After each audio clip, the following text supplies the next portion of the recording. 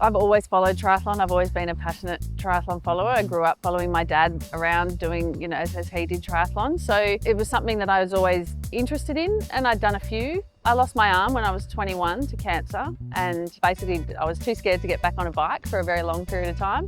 And it wasn't until I'd had my 2 kids and I sort of thought, no, I'd really like to give it a go and to try one.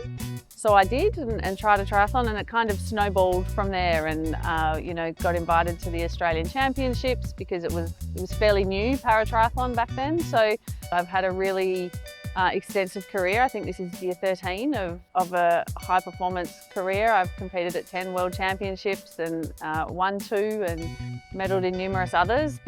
Finally got to a Paralympic Games in Paris last year.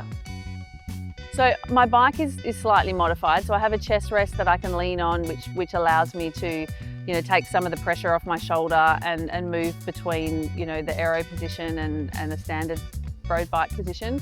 And obviously all my gears are on, have been modified electronic gears I can do all of that from the left-hand side and braking obviously just from the left-hand side.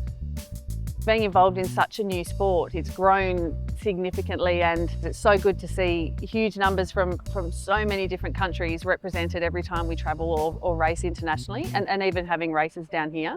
I think it's a really exciting time to be involved in the sport. We've sort of been through the real rise and those big changes and those big sort of things that happen in the early days, and we've plateaued a bit, and now it's time to rise again. And I think para triathlon in Australia is growing.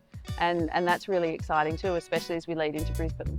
One of the things I'm really grateful for is the way that triathlon, both from a world triathlon perspective and certainly from an Oz triathlon perspective, is the way that as para athletes we are included in this. And we're always on the same page. We're often racing at the same venues. We have world championships at the same time.